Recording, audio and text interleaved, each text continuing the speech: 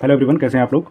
तो अभी तक हम लोगों ने सेक्शन 16 तक कवर कर लिया है, जिसमें हम लोगों ने अभी तक हम लोग समझ रहे थे कि क्या फ्री कंसेंट कब नहीं मानी जाएगी। ठीक है, तो कौन से ग्राउंड्स हैं, अगर वो किसी कॉन्ट्रैक्ट में होंगे तो वहाँ पे माना जाएगा कि फ्री कंसेंट नहीं है। तो जैसा कि हम लोगों ने देखा था कि अगर किसी कॉन्ट्रैक्ट में कोवर्शन है, अंडर इन्फ्लुएंस है, फ्रॉड है, मिस रिप्रेजेंटेशन है और मिस्टेक है, तो अगर ये सारे ग्राउंड्स हैं, इन आधार पे अगर किसी से कंसेंट ली गई है तो वो कंसेंट फ्री कंसेंट नहीं होगी। तो हम लोगों ने कोवर्शन, अंडर इन्फ्लुएंस ऑफ को समझ लिया है। आज के इस लेक्चर में हम लोग फ्रॉड और मिस रिप्रेजेंटेशन को कवर करेंगे। ठीक है, फ्रॉड और मिस रिप्रेजेंटेशन को कवर करेंगे। तो चलिए स्टार्ट करते हैं और समझते हैं क्या है। तो अगर कोई व्यक्ति दूसरी व्यक्ति के साथ फ्रॉड करता है, ठीक है, मतलब धोखा देता है और धोखे से उसकी कंसेंट लेता है, तो वहाँ कहा जाएगा कि उसने फ्रॉड कमिट किया है। और अगर उसने फ्रॉड कमिट किया है तो वहाँ जो उसकी कंसेंट होगी दूसरी पार्टी की, वो फ्री कंसेंट नहीं मानी जाएगी। और क्योंकि वो फ्री कंसेंट नहीं होगी तो वो जो कॉन्ट्रैक्ट होगा वो वॉइडेबल होगा। वॉइडेबल इसलिए, अगर दूसरी पार्टी जानती है कि मेरे साथ फ्रॉड हुआ है तब भी उसको एक्सेप्ट कर रही है तो वो कॉन्ट्रैक्ट एज टू एज बना रहेगा। लेकिन अगर पार्टी को लगता है कि मेरे साथ फ्रॉड हुआ है और मुझे इसको वॉइड कराना चाहिए, तो वो कोर्ट में जाके उसको वॉइड करा सकती है। और जब वो वॉइड करा देगी तो उस कॉन्ट्रैक्ट की कोई वैल्यू नहीं रह जाएगा, वो कॉन्ट्रैक्ट शून्य हो जाएगा। ठीक है, तो आज हम लोग सेक्शन 17 में जो फ्रॉड की डेफिनेशन दी गई है उसको अच्छे से समझेंगे। ठीक है, तो सेक्शन 17 फ्रॉड को डिफाइन करती है और उन एक्ट्स को बताती है जो कि फ्रॉड की कैटेगरी में आते हैं। ठीक है, तो अगर किसी कॉन्ट्रैक्ट में, यहाँ पे बताया गया कि अगर कोई किसी कॉन्ट्रैक्ट में दो पार्टीज़ हैं, ऐसे समझिए एग्जांपल से, पहले एग्जांपल देख लीजिए। दो पार्टीज़ है, ठीक है, किसी कॉन्ट्रैक्ट में ए है और बी है, ये इन लोगों के बीच में कॉन्ट्रैक्ट हो रहा है। ठीक है, अब ए या तो खुद कॉन्ट्रैक्ट कर रहा है या फिर अपनी मिली भगत से किसी के साथ मिलकर कॉन्ट्रैक्ट कर रहा है बी के साथ फ्रॉड करने के लिए। या तो ए खुद फ्रॉड कर रहा है या किसी के साथ मिली भगत करके बी के साथ फ्रॉड कर रहा है। ठीक है, या फिर वो खुद ऐसा ना करके उसने एक एजेंट हायर किया है। ठीक है, और एजेंट को अथॉरिटी दी गई है, और एजेंट को इसने अथॉरिटी दी है कि वो इसके बिहाफ में या तो इससे कॉन्ट्रैक्ट करे या इसके एजेंट से कॉन्ट्रैक्ट करे। तो एजेंट प्रिंसिपल का जो रिलेशन होता है, जो एजेंट होता है वो प्रिंसिपल के बिहाफ में वो काम करता है। ठीक है, कॉन्ट्रैक्ट कर सकता है एजेंट प्रिंसिपल के बिहाफ में। और अगर प्रिंसिपल ने एजेंट को जो अथॉरिटी दी है उस अथॉरिटी पे वो दूसरे के साथ कॉन्ट्रैक्ट करेगा तो माना जाता है कि वो कॉन्ट्रैक्ट प्रिंसिपल ने किया है, खुद किया है। ठीक है, भले उसके बिहाफ में एजेंट करेगा। अब जैसे अब बड़े बड़े सेलिब्रिटी होते हैं, प्लॉट खरीदते हैं, तो क्या खुद खरीदने जाते हैं, खुद रजिस्ट्री ऑफिस में लगते हैं? ऐसा नहीं है ना, वो अपना एजेंट हायर कर लेते हैं और उनका एजेंट उनके बिहाफ में उनकी प्रॉपर्टी खरीदता है। ठीक है, तो वैसे ही अब यहाँ पे ए ने अपना एजेंट हायर किया या फिर किसी के साथ मिली भगत करके इसके साथ फ्रॉड करने का इंटेंशन है उसका। ठीक है, वो इसके साथ फ्रॉड करना चाहता है, तो इसने ए ने बी के साथ फ्रॉड कर लिया और फ्रॉड करके इसकी कंसेंट ले ली। तो यहाँ पे जो कंसेंट होगी वो फ्री कंसेंट नहीं होगी, क्योंकि यहाँ पे ए ने फ्रॉड कमिट किया है। तो वही बात इसमें बताया गया है कि अगर किसी कॉन्ट्रैक्ट में कोई पार्टी इनमें से कोई भी एक्ट करती है, following act committed by a party to a contract, तो अगर ये जो फॉलोइंग एक्ट्स बताए गए हैं इसमें, ये एक्ट्स जो बताए गए हैं, इन एक्ट्स को कोई भी पार्टी अगर करती है या तो खुद करती है या फिर आप विद हिज कॉन्निवेंस, मतलब अपने मिली भगत से किसी के साथ करती है या अपनी एजेंट के थ्रू करती है, इस इंटेंशन से कि वो दूसरी पार्टी को डिसीव कर सके, मतलब उसको धोखा दे सके। ठीक है, या फिर दूसरी पार्टी को धोखा दे सके या दूसरी पार्टी के एजेंट को धोखा दे, या फिर उसको ऐसा लालच दे, इंड्यूस करे कि दूसरी पार्टी उसके साथ कॉन्ट्रैक्ट में एंटर हो जाए। ठीक है, उसको झूठी स्टेट फैक्ट्स बताए, अपने जो जिस सब्जेक्ट मैटर पे वो कॉन्ट्रैक्ट कर रहा है उस सब्जेक्ट मैटर की झूठी इन्फॉर्मेशन दे, जिससे ये इंसान अपनी कंसेंट दे दे और इसके साथ कॉन्ट्रैक्ट कर ले। तो अगर कोई पार्टी कॉन्ट्रैक्ट की मिली भगत द्वारा या अपने एजेंट द्वारा दूसरे के साथ फ्रॉड कमिट करती है या फिर दूसरे के एजेंट के साथ फ्रॉड कमिट करती है कॉन्ट्रैक्ट में, तो कहा जाएगा फ्रॉड हुआ है। तो वो कौन से फॉलोइंग एक्ट्स हैं जिनको फ्रॉड की कैटेगरी में इंक्लूड किया गया है, चलिए उसको समझते हैं। तो पहला है कि the suggestion as a fact of that which is not true by one who does not believe it to be true. अब एक पार्टी है, वो दूसरी पार्टी को सजेशन दे रही है, सजेशन एक ऐसा सजेशन दे रही है, ऐसे फैक्ट पे सजेशन दे रही है जो कि सच नहीं है, या फिर जो पार्टी सजेशन दे रही है वो बिलीव करती है, उसका विश्वास है कि वो चीज़ सच नहीं है, तब भी वो दूसरी पार्टी को बता रही है इस इंटेंशन से कि दूसरी पार्टी के साथ वो फ्रॉड करे और उसकी कंसेंट ले ले। ठीक है, तो अगर वो सजेशन देती है जो कि ऐसे फैक्ट पे जो कि ट्रू नहीं है, तो वहाँ कहा जाएगा ये फ्रॉड हुआ है और जो कंसेंट है वो फ्री कंसेंट नहीं मानी जाएगी। अब इसका एग्जांपल से समझिए। अब जैसे ये एक शॉपकीपर है, ए एक शॉपकीपर है और बी इसके वहाँ चावल की बोरी खरीदने जाता है। ठीक है, ये चावल खरीदने जाता है ए से। ठीक है, अब यहाँ पे जो ए है वो बी ने कहा कि मुझे एक अच्छी क्वालिटी का चावल दो, ठीक है। तो ए के पास अच्छी क्वालिटी का चावल नहीं था, वो जानता था कि मेरे पास तो अच्छी क्वालिटी का चावल नहीं है, पर वो चाहता था कि मैं बी से फ़ायदा लेना चाहता था। तो ए ने जो अपनी सबसे बेकार क्वालिटी का चावल था, चावल की बोरी जो सबसे बेकार क्वालिटी की थी, ठीक है, वो ए को बताई कि ये जो है ये एक ब्रांडेड क्वालिटी की है और रेपुटेटेड कंपनी की बोरी है, ठीक है। ये बहुत ही ब्रांड है, इस कंपनी का ब्रांडेड कंपनी है, और ये बता के बी को चावल बेच दिया। बाद में बी को पता चला कि ये ए ने इसके साथ फ्रॉड किया है, क्योंकि ये जो चावल है बेकार है, ये रेपुटेटेड कंपनी का है ही नहीं, कोई ब्रांडेड चावल नहीं है। इसने यहाँ पे इसको जो सजेशन दिया कि ये चीज़ अच्छी है, बहुत अच्छी है, और एक रेपुटेटेड कंपनी की, झूठ बोला इन्हें, इससे फ्रॉड कमिट किया। तो यहाँ पे सजेशन के थ्रू बी ने यहाँ पे सजेशन के थ्रू ए ने बी के साथ फ्रॉड किया, ठीक है। अब वो कोई एक्टिव कंसीलमेंट कर रहा है of a fact by one having knowledge और बिलीव ऑफ द फैक्ट। अब यहाँ पे जो एक पार्टी है दूसरे पार्टी के साथ जो फ्रॉड कर रही है, वो कोई चीज़ को छुपा रही है, जो फैक्ट है उस चीज़ को छुपा रही है। कंसीलमेंट मतलब छुपाना, एक्टिव कंसीलमेंट मतलब अपने एक्ट के थ्रू छुपा रही है। कंसीलमेंट मतलब एक ये भी होता है कि साइलेंस के थ्रू वो छुपा रही है, उसने पार्टी ने कुछ पूछा, वो उस चीज़ पे चुप है, तो ये कंसीलमेंट हो गई कि साइलेंस के थ्रू उसने उस चीज़ को छुपा लिया। एक्टिव कंसीलमेंट मतलब अपने एक्ट से उसको छुपा रहा है। मान लीजिए कि अब यहाँ पे ए की शॉप पे ये बी गया शोपीस लेने, ठीक है। अब ए ने दिखाई एक शोपीस और जो क्रैक थी, तो ए ने अपना हाथ उस पर रखा, ऐसे हाथ रख लिया शोपीस पे, जो हिस्सा क्रैक था, और उसको उस पर एक्टिव कंसीलमेंट इसको कहा जाएगा कि उसने ऐसे हाथ रखा और दिखाया कि ये बहुत अच्छा प्रोडक्ट है, आप इसको ले लीजिए, इस शोपीस को। तो बी ने वो क्रैक नहीं देख पाया बी, क्योंकि उस पर ए ने जानबूझकर हाथ रखा था, ठीक है। यहाँ पे जो एक चीज़ हुई, ये एक्टिव कंसीलमेंट हुई। तो उसने एक्टिव कंसीलमेंट के थ्रू यहाँ पे बी के साथ फ्रॉड किया, उसने उस चीज़ को छुपाया अपने एक्ट के साथ, अपने ऐसा एक्ट करा कि वो चीज़ बी को ना दिखे, बी को वो क्रैक ना दिखे। तो यहाँ पे एक्टिव कंसीलमेंट हो गया। तो यहाँ पे जो बी ने कंसेंट दी, वो फ्री कंसेंट नहीं मानी जाएगी, ठीक है। तो एक्टिव कंसीलमेंट समझ गए, सजेशन समझ गए आप लोग। अब नेक्स्ट देखते हैं। अब आप कोई ऐसा प्रॉमिस कर रहे हैं दूसरे के साथ फ्रॉड करने के इंटेंशन से, जो कि आप परफॉर्म ही नहीं करेंगे, without any intention of performing it.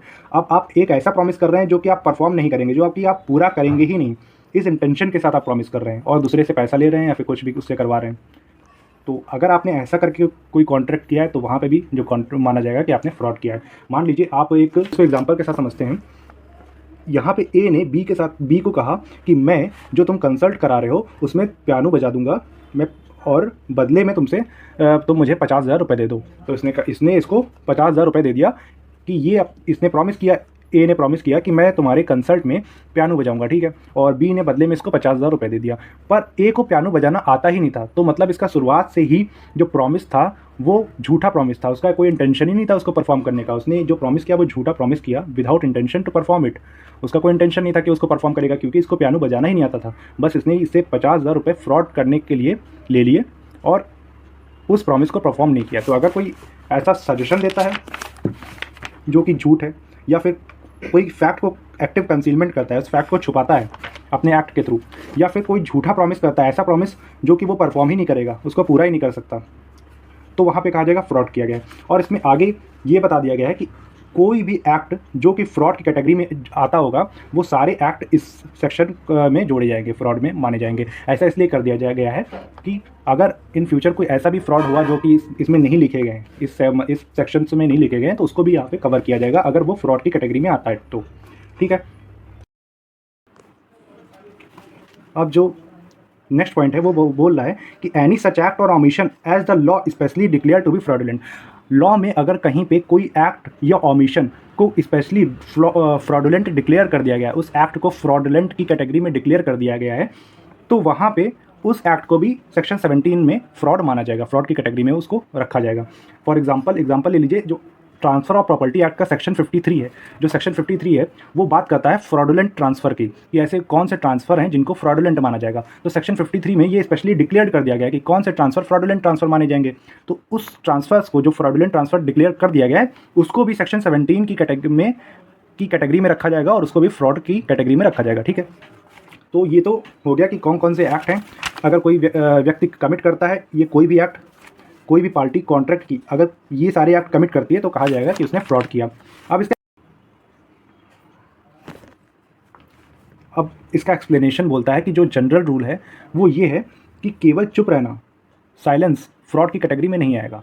लेकिन आगे इसमें ये बात बताई गई है कि अगर सर्कमस्टांसेस ऐसे हैं, उस केस के सर्कमस्टांसेस ऐसे हैं कि जो पर्सन है जो कॉन्ट्रैक्ट कर रहा है उसकी ड्यूटी है कि वो बोले, उस फैक्ट्स के बारे में उस दूसरे व्यक्ति को बताए, और वो उसकी ड्यूटी है कि वो वहाँ पे उस फैक्ट को रिप्रेजेंट करे, तब भी वो अगर चुप रहता है तो वहाँ पे उसको फ्रॉड माना जाएगा। या फिर ऐसी सर्कमस्टांसेस है जहाँ उसका चुप रहना उसके बोलने के बराबर है, कीपिंग साइलेंस टू स्पीक।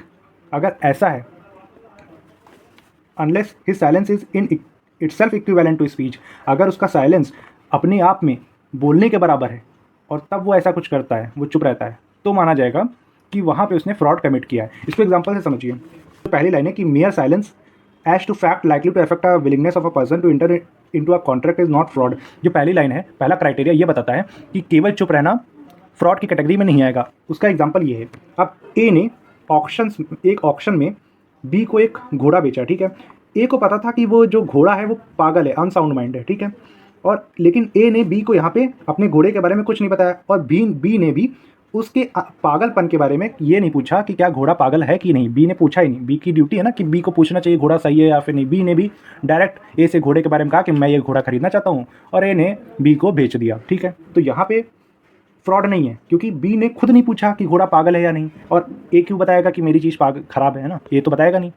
तो अगर बी पूछता और तब ए अगर साइलेंट होता, तो यहाँ पे जो ये चीज़ है कि साइलेंस उसका जो है एक स्पीच के इक्विवेलेंट होगा। अब बी ने अगर पूछा कि क्या आप तुम्हारा घोड़ा पागल तो नहीं है, तो अभी ए यहाँ पे शांत रहा, ए ने कुछ नहीं बोला, तो यहाँ पे बी ने सोचा कि हाँ मतलब इसका घोड़ा पागल नहीं है, और इसने खरीद लिया। तो यहाँ पे जो इसका साइलेंस है वो बोलने के बराबर है, तो वहाँ पे माना जाएगा फ्रॉड है। लेकिन बी ने यहाँ पे ए से कुछ पूछा ही नहीं, तो यहाँ पे माना जाएगा ये फ्रॉड नहीं है। दूसरा इलस्ट्रेशन देखते हैं। B is A's daughter and has just come of as.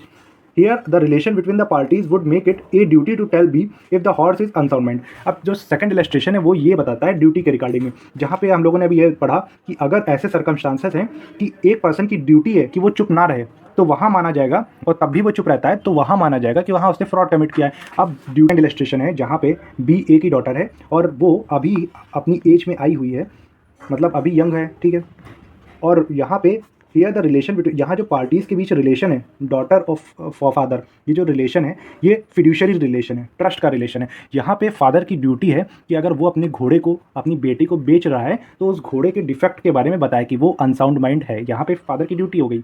यहाँ पे तो ये अनजान लोग थे दोनों, ठीक है, इन दोनों में कोई ना इसने पूछा ना इसने बताया, पर यहाँ पे ये ट्रस्ट का रिलेशन है। ये डॉटर अपने पिता पे ट्रस्ट कर रही है, भरोसा कर रही है, उस ट्रस्ट का फ़ायदा उठा के अगर फादर डॉटर के साथ फ्रॉड कर रहे हैं, तो यहाँ पे फ्रॉड माना जाएगा, क्योंकि ये ट्रस्ट का रिलेशन है, ये पूरा पापा पे डिपेंडेंट है। वो सोच रही है कि हाँ पापा जो ने अगर घोड़ा बेच रहे हैं तो सही होगा, ठीक है। तो अगर कोई रिलेशन है जो कि फिड्यूशियरी रिलेशन है, ट्रस्ट का रिलेशन, ऐसा रिलेशन है पार्टीज़ के बीच में कि एक पार्टी दूसरे पे पूरा ट्रस्ट करती है, और तब भी वो अगर साइलेंट रहता है, वो नहीं बताता है कि वो घोड़ा अनसाउंड माइंड है, तो वहाँ पर माना जाएगा कि उसने फ्रॉड कमिट किया, ठीक है। तो ये इलस्ट्रेशन समझ गए। अगर कोई रिलेशन है पार्टीज़ के बीच में और तब भी वो ऐसा रिलेशन है, ट्रस्ट का रिलेशन है, वो दूसरी पार्टी पे ट्रस्ट कर रहा है कि हाँ ये जो करेगा वो सही करेगा, तब आप अगर चुप रहते हो, आपने यहाँ पे नहीं बताया कि घोड़ा अनसाउंड माइंड है, तो यहाँ पे फ्रॉड समझा जाएगा। अब थर्ड इलस्ट्रेशन है, B says to A if you do not deny it I shall assume that the horse is sound. अब यहाँ पे ए और बी के बीच जो घोड़े की डील हो रही थी, तो अब यहाँ पे बी ने ए से कहा कि अगर आप चुप रहेंगे तो मैं मानूंगा कि जो घोड़ा है वो साउंड माइंड का है, ठीक है। तो अब यहाँ पे ए कुछ नहीं बोलता है, तो यहाँ पे जो ये ए ने कुछ नहीं बोला, ये स्पीच के इक्विवेलेंट है, ये बोलने के बराबर है कि अब यहाँ पे ए ऐसा शो कर रहा है अपने एक्ट से, ऐसे जो उसने नहीं बोला है ऐसा शो कर रहा है कि वो जो घोड़ा है वो साउंड माइंड का है, लेकिन वो घोड़ा अनसाउंड माइंड का है। तो यहाँ पे ए ने फ्रॉड कमिट किया, ठीक है।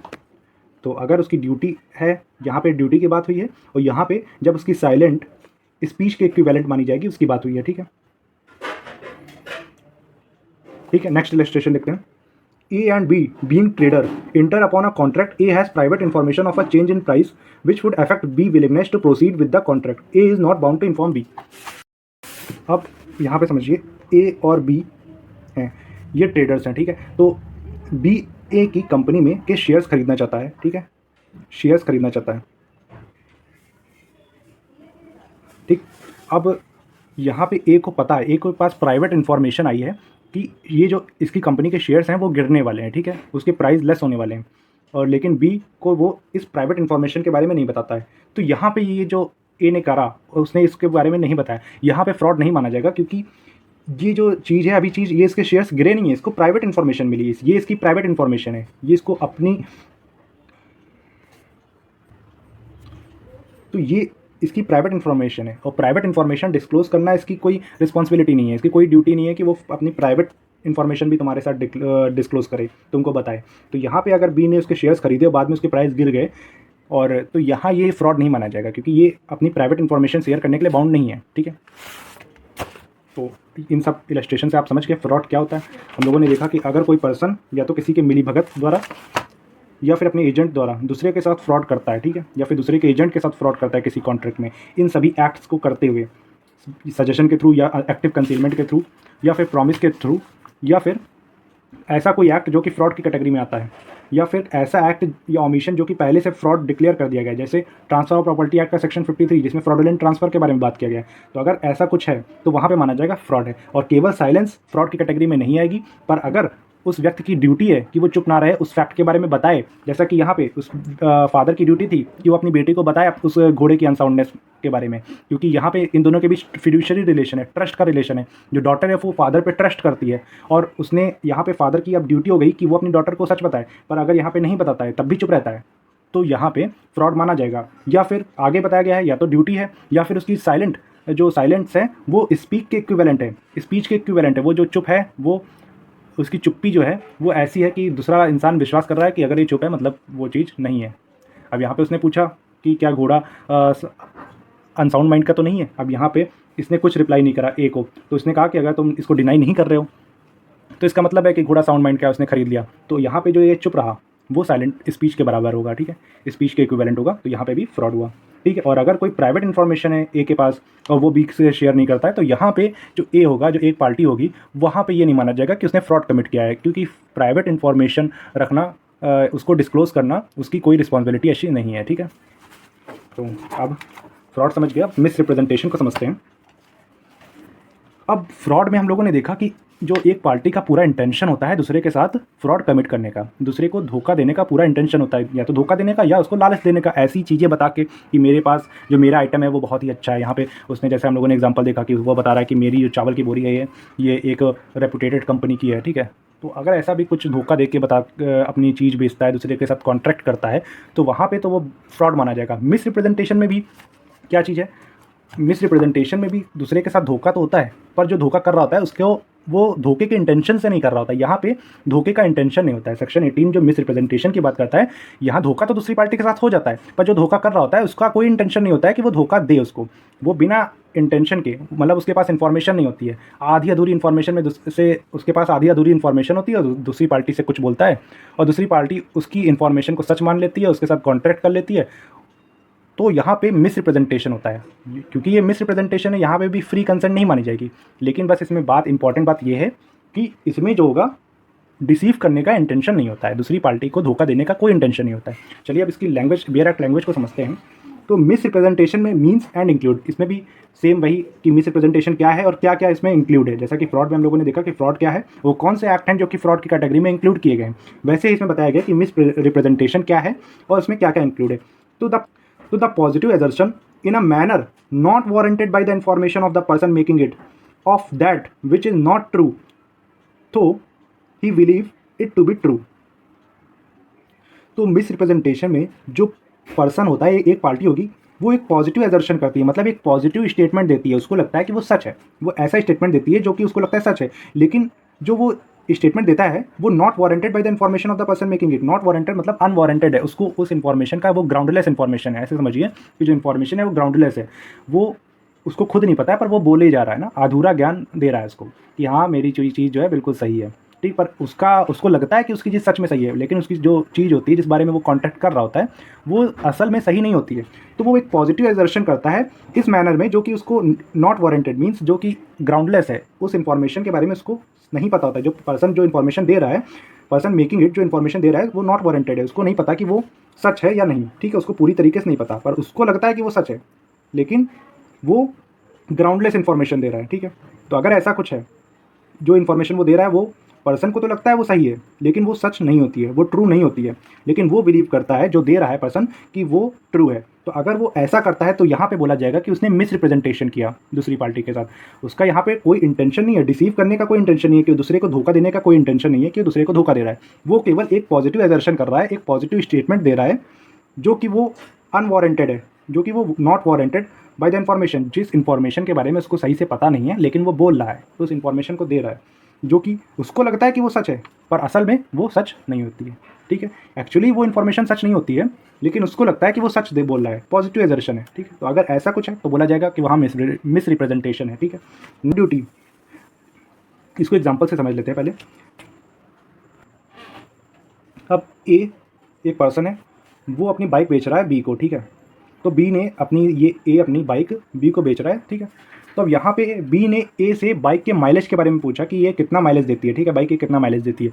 तो ए को, जैसा ए ने कभी माइलेज तो नहीं उसका देखा कि कितना माइलेज देती है, लेकिन जब ए ने बाइक खरीदी थी तो कंपनी के का ये दावा था कि जो ये बाइक है वो 70 का माइलेज देती है। ठीक है, 70 किलोमीटर का माइलेज दे रही है। ठीक है, अब इसको ये कंपनी का दावा था, पर असल में ये बाइक एक तो पुरानी हो गई और ये अब यहाँ माइलेज दे रही है 50 का।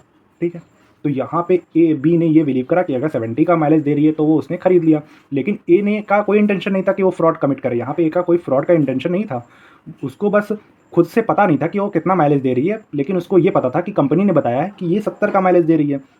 तो ए ने इसी बात पे बिलीव करते हुए बी को बता दिया। ए को खुद नहीं पता था कि बाइक कितना माइलेज दे रही है, इसने कभी नापा नहीं, कभी उसने मेज़र नहीं करा कि बाइक कितना माइलेज दे रही है। ठीक है, तो यहाँ पे जो ये चीज़ है ये मिस रिप्रेजेंटेशन की कैटेगरी में आएगी कि इसका कोई फ्रॉड का इंटेंशन तो नहीं है, लेकिन जो इसने इन्फॉर्मेशन दी, पॉजिटिव एजर्शन किया, यहाँ पे जो स्टेटमेंट दिया वो तो पॉजिटिव एजर्शन है, लेकिन इसको लगता है वो सच है, लेकिन असल में वो सच नहीं है, तो यहाँ पे मिस रिप्रेजेंटेशन होगा। ठीक है, तो पॉजिटिव एजर्शन समझ गए। अब any breach of duty which without an intent to deceive, अब एक पार्टी ने एक ब्रीच ऑफ ड्यूटी करी, अपनी ड्यूटी को ब्रीच करा है without any intention to deceive another party. उसका कोई इंटेंशन नहीं है कि वो अनदर पार्टी को डिसीव करे, धोखा दे, लेकिन जो पार्टी ऐसा कर रही है वो कुछ एडवांटेज गेन करती है। मतलब अगर उसने इसके साथ कॉन्ट्रैक्ट किया, जैसे अब यहाँ पे इसका इंटेंशन तो नहीं है इसको धोखा देने का, लेकिन यहाँ पे जब बी ने इससे बाइक खरीदी तो यहाँ पे इसको एडवांटेज हुआ ना, इसने गेन करा, 70 किलोमीटर का माइलेज बता के ज़्यादा पैसे में बाइक इसने बेच दी बी को। ठीक है, अगर उसको पता होता कि ये 50 किलोमीटर का माइलेज दे रही है तो ये नहीं खरीदता, तो इसको एडवांटेज नहीं होता ना, ये कोई गेन नहीं कर पाता। तो अगर उसने फ्रॉड का इंटेंशन तो उसका नहीं था, जो पार्टी ऐसा कर रही है, जो ड्यूटी को ब्रीच कर रही है, उसका फ्रॉड का इंटेंशन तो नहीं है, लेकिन उसकी इस ब्रीच ऑफ ड्यूटी से उसको कोई फ़ायदा होता है। ठीक है, जो पर्सन जो ब्रीच ऑफ ड्यूटी कर रहा है उसको कोई फ़ायदा होता है, या फिर उसके बिहाफ में किसी पर्सन को फ़ायदा होता है जो ब्रीच ऑफ ड्यूटी उसने की है। लेकिन जो ब्रीच ऑफ ड्यूटी करा उससे मिसलीड होके जो अनदर पार्टी है वो प्रीजुडाइज हो जाती है, उसको जो हार्म पहुंचता है, ठीक है, उसको नुकसान पहुंचता है, या फिर उससे जुड़ी किसी पार्टी को नुकसान पहुंचता है, to the prejudice of anyone claiming under him. तो या तो इस पार्टी को नुकसान पहुंचता है, या फिर इससे जुड़ी कोई पार्टी है उसको नुकसान पहुंचता है, लेकिन इसको फ़ायदा पहुंचता है ये, या तो इस पार्टी को नुकसान पहुंचता है या इससे जुड़ी किसी पार्टी को नुकसान पहुंचता है इस कॉन्ट्रैक्ट में, लेकिन इसको या इससे जुड़े किसी पार्टी को फ़ायदा हो रहा है, क्योंकि यहाँ पे ब्रीच ऑफ ड्यूटी होगी। अब ब्रीच ऑफ ड्यूटी कैसे, अब ये मान लीजिए ये एक प्लॉट डीलर है, ठीक है, ये प्लॉट डीलर है,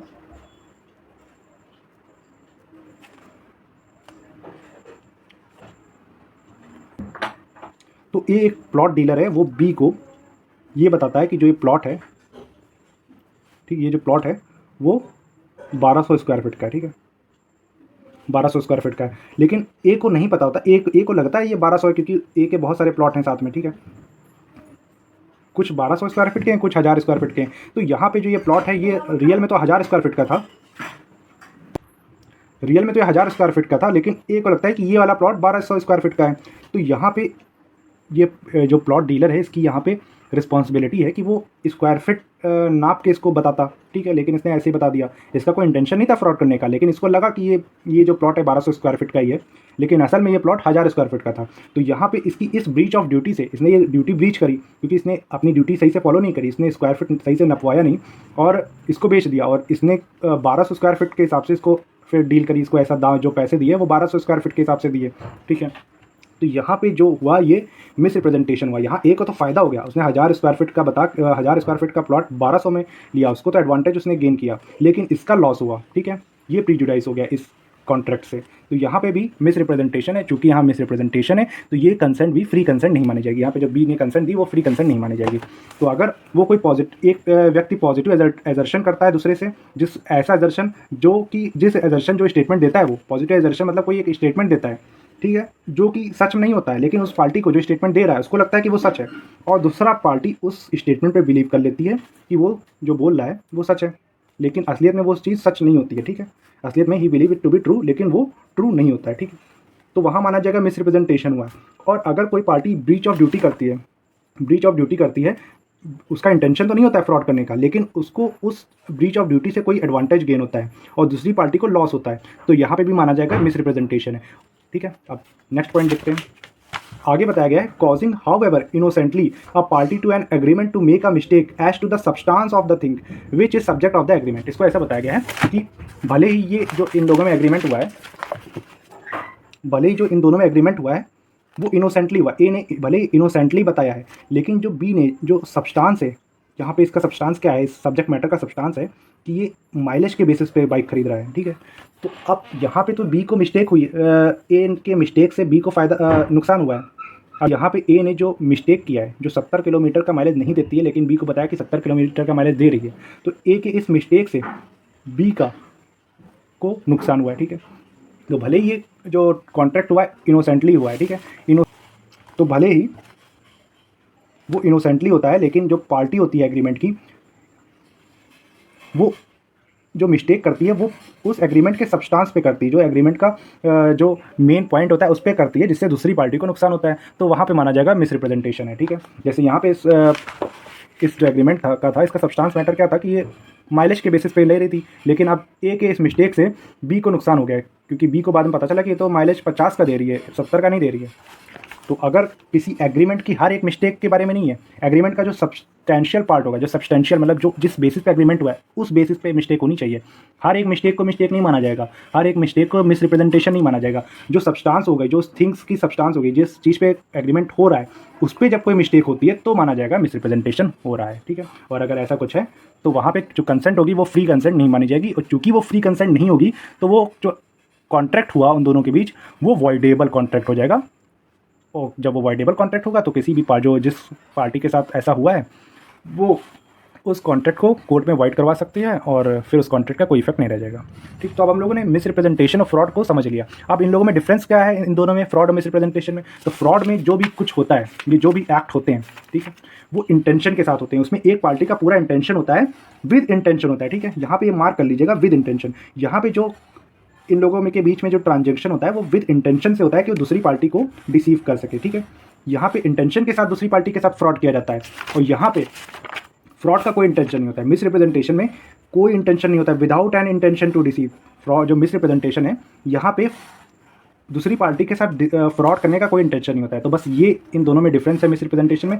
इनोसेंट मिस रिप्रेजेंटेशन जो होता है, इनोसेंटली जो मिस रिप्रेजेंट करता है एक व्यक्ति फैक्ट, वहाँ पे फ्रॉड का कोई इंटेंशन नहीं होता है, लेकिन दूसरी पार्टी को उससे हार्म पहुंचता है, ठीक है, दूसरी पार्टी प्रिजुडाइज हो जाती है। तो यहाँ पे जो कॉन्ट्रैक्ट में जो कंसेंट दी गई है वो कंसेंट फ्री कंसेंट नहीं मानी जाएगी, ठीक है। तो चूंकि वो फ्री कंसेंट नहीं होगी तो वो वॉइडेबल हो जाएगा। तो आज के लिए इतना रखते हैं। आज हम लोगों ने समझ लिया कि फ्रॉड क्या होता है, मिस रिप्रेजेंटेशन क्या होता है, और उसमें क्या डिफरेंसेस हैं ये हम लोगों ने समझा, और हर एक वर्ड को हमने आपको अच्छे से समझाया और आपको समझ में आ गया होगा। और अगर तब भी आपको नहीं आता है तो ये मेरी इंस्टाग्राम आईडी है, यहाँ पे मुझे फॉलो कर लीजिए, और वहाँ पे आप मुझे डीएम करके कुछ भी पूछ सकते हैं, ठीक है, कॉन्ट्रैक्ट से रिलेटेड या फिर जो भी किसी भी लॉ में आपको प्रॉब्लम है तो आप मुझसे पूछ सकते हैं। तो होप करता हूँ इस सेशन में आपको फ्रॉड और मिस रिप्रेजेंटेशन अच्छे से समझ में आ गया होगा। तो आगे के सेक्शन हम लोग नेक्स्ट वीडियो में कवर करेंगे। तो अगर वीडियो अच्छी लगी हो तो वीडियो को लाइक कर लीजिए और चैनल को सब्सक्राइब कर लीजिएगा, ठीक है। Thank you.